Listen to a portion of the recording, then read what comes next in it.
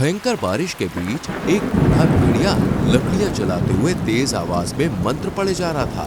M beam चंपा, पानी दे गंगा, सब बच्चों की नानी, खत्म हुई कहानी। तभी वहां पर काला धुआं फैलने लगा और भेड़िए के कानों में एक स्त्री की आवाज टकराई। मैं जंगल की देवी हूँ, मैं तेरी तपस्या से प्रसन्न हुई। अगर तुम मेरी तपस्या से प्रसन्न हुई तो फिर मेरे सामने क्यों नहीं आती? मैं जंगल की देवी हूँ, किसी के सामने नहीं आती। मांग, क्या मांगता है?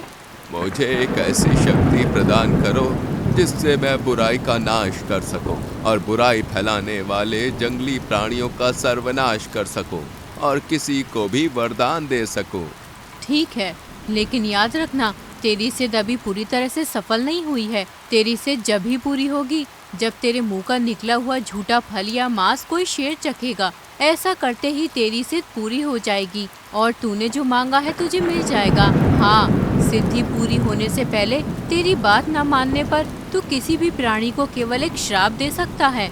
लेकिन मैं किसी को श्राप नहीं देना चाहता। चिंता मत कर, तेरा श्राप उसके लिए वरदान साबित होगा। इस घटना के कुछ दिन बाद एक जंगल में सिम्बा नाम का एक घमंडी और अकड़ू शेर रहा करता था। एक दिन हाथी दादा ने सिम्बा के घमंड की चर्चा करने के लिए रानू चिड़िया और बिल्लू खरगोश को अपने घर पर बुलाया। रानू चिड़िया हाथी दादा से बोली, क्या बात है हाथी दादा, आखिर किस खास काम के लिए आपने मुझे और बिल्लू खरगोश को अपने घर बुलाया है? हमारे जंगल का राजा सिम्बा कितना क्रूर और घमंडी है। उसके दुर्व्यवहार की वजह से सारा जंगल परेशान है। हाँ, तो इसमें हम क्या कर सकते हैं? ये सुनकर हाथी दादा गुस्से से बोले, क्या कर सकते हैं? अरे हम उसका विरोध कर सकते हैं। ये सुनकर रानू चिड़िया हंसते हुए बोली, तुम्हारा दिमाग तो ठिकाने है हाथी दादा। सिम्बा जंगल का शेर है, उसकी एक दहाड़ से तो तुम भीगी बिल्ली बन जाते हो और बात कर रहे हो सिम्बा का विरोध करने की। इसीलिए तो मैंने तुम दोनों को यहाँ पर बुलाया है। मैं चाहता हूँ कि तुम दोनों मेरा साथ दो, क्योंकि एकता में बहुत शक्ति होती है। ये सच है, एकता में शक्ति होती है, लेकिन जब शेर सामने आता है ना तो सारी एकता धरी की धरी रह जाती है। इतना बोलकर बिल्लू खरगोश रानू चिड़िया से बोला, चलो चलते हैं, कहीं गलती से ये चर्चा सिम्बा तक पहुंच गई तो हमारे तो लेने के देने पड़ जाएंगे। तुम सही कह रहे हो बिल्लू, हाथी दादा की उम्र हो गई है, लेकिन हम दोनों तो अभी जवान हैं। चलो यहाँ से चलते हैं, बेकार में अपना समय बर्बाद किया। बिल्लू खरगोश और रानू चिड़िया वहाँ से चले गए। कुछ दूर जाकर बिल्लू खरगोश रानू चिड़िया से बोला, लगता है हाथी दादा बुढ़ापे में सठिया गया है। सही बात है बिल्लू, जिस तरह से वो पागलों वाली बातें कर रहा था उससे तो यही लगता है। रानू चिड़िया ने इतना कहा ही था कि तभी वहाँ पर एक बूढ़ा भेड़िया आ पहुँचा। बूढ़े भेड़िए को देखकर रानू और बिल्लू बुरी तरह से चौंक पड़ी। रानू क्रोधित होकर बूढ़े भेड़िए से बोली, तुम तो हमारे जंगल के नहीं हो, तुम हमारे जंगल में क्या कर रहे हो? ये सुनकर बूढ़ा भेड़िया बुरी तरह से क्रोधित होते हुए बोला, यह जंगल तुम्हारे बाप का नहीं है चिड़िया, जंगल का राजा शेर होता है और मैं उसी से मिलने उसकी गुफा जा रहा हूँ। बूढ़े भेड़िए की बात सुनकर बिल्लू खरगोश और रानू चिड़िया जोर जोर से हंसने लगे। उन दोनों के हंसने पर बूढ़े भेड़िए को और ज्यादा क्रोध आ गया। तुम दोनों मुझ पर क्यों हंस रहे हो? तुम्हारी मूर्खता पे हंसी आ रही है बेवकूफ बूढ़े भेड़िए। तुम शायद हमारे जंगल के राजा सिम्बा को नहीं जानते, वो बहुत ही घमंडी हैं। तुम्हारा जंगल का राजा कितना भी घमंडी क्यों ना हो, पर वो मेरा कहा जरूर मानेगा। बूढ़े भेड़िए की बात सुनकर बिल्लू खरगोश उसकी ओर देखकर बोला, आखिर तुम्हें सिम्बा से क्या काम पड़ गया?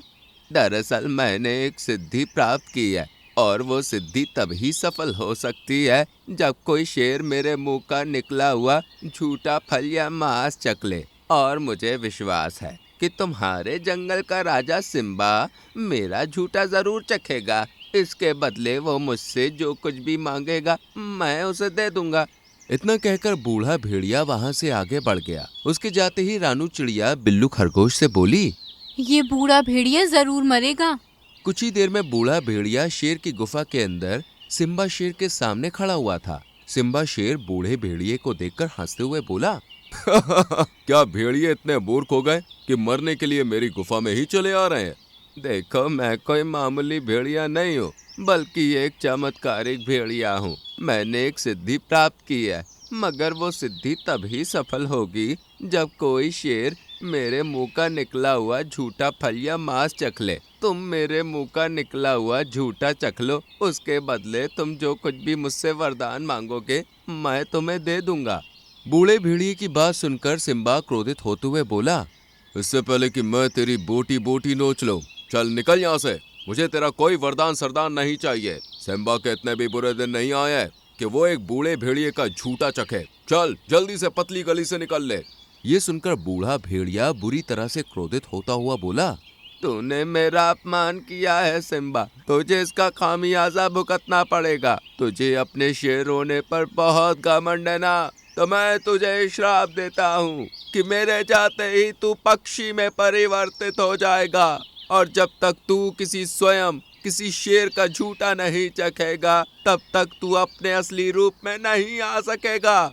इतना बोलकर भेड़िया क्रोधित होकर वहां से चला गया। सिम्बा अपनी गुफा के बाहर आकर दूर से बूढ़े भेड़िए को जाते हुए देखते हुए दोबारा गुस्से से बोला, सीधी तरह से इस जंगल से बाहर निकल ले मूर्ख भेड़िए, तेरी गीदड़ भपकियों से सिम्बा नहीं डरेगा।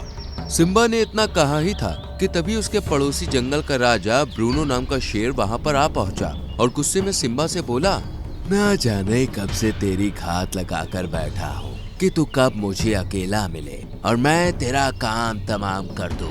आज मौका मिल ही गया। इतना कहकर ब्रूनो शेर ने सिम्बा शेर के ऊपर हमला करके उसको घायल कर दिया। अचानक सिम्बा रंग बिरंगी किरणों के साथ वहां से गायब हो गया। ये देखकर ब्रूनो शेर आश्चर्य से बोला, ये कैसे हुआ? ये तो गायब हो गया। चलो अच्छा है गायब हो गया। आज से मैं इस जंगल का राजा हूँ। कुछ ही देर में सारे जंगल में एक खबर आग की तरह फैल गई कि ब्रूनो शेर ने सिम्बा शेर को मार दिया है और सिम्बा शेर डर की वजह से गायब हो गया और जंगल का नया राजा ब्रूनो शेर है। कुछ दिनों के बाद ब्रूनो शेर जंगल में टहलने के लिए निकला। तभी उसकी नजर एक सुंदर हिरन पर पड़ी। ब्रूनो शेर सुंदर हिरन से बोला, क्या नाम है तुम्हारा सुंदर?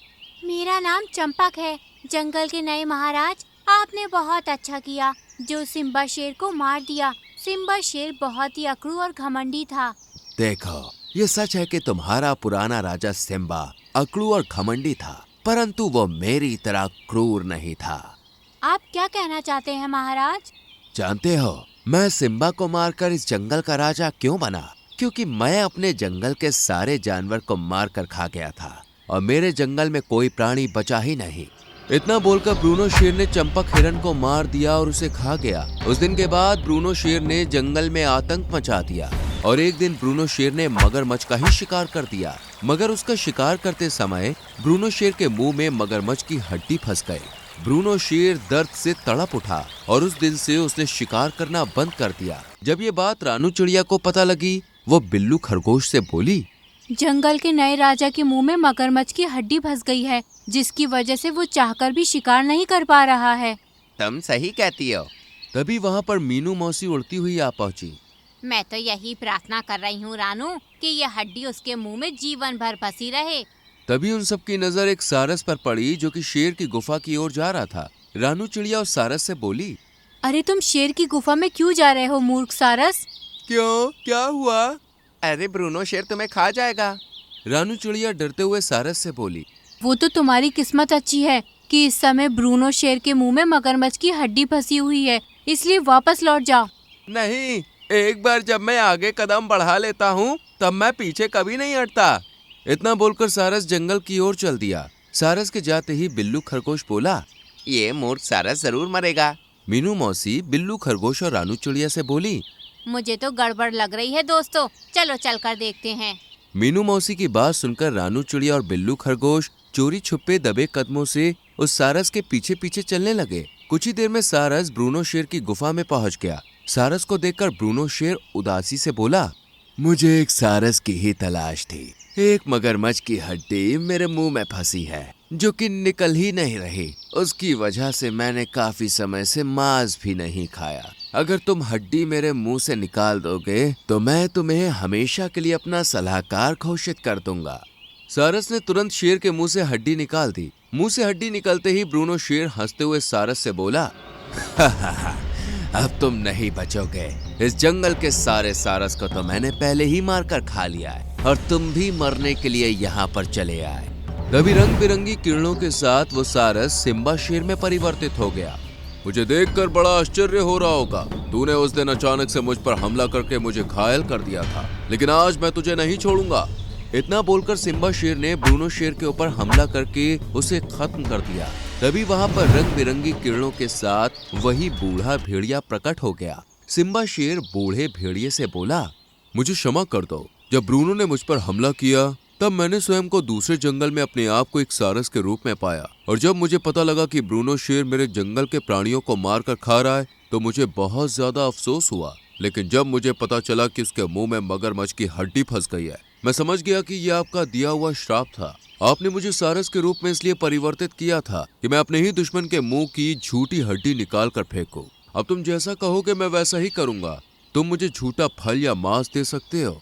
नहीं सिम्बा, ये कार्य दूसरे जंगल के शेर ने कर दिया है और मेरी सिद्धि पूरी हो चुकी है। मैंने तुम्हें अपमान करने की ये सजा दी थी, लेकिन अब मैंने तुम्हें क्षमा कर दिया है।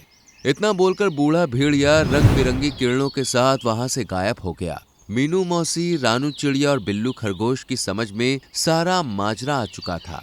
वो तीनों मुस्कुराती हुई चली गई और उस दिन के बाद सिम्बा शेर सुधर गया।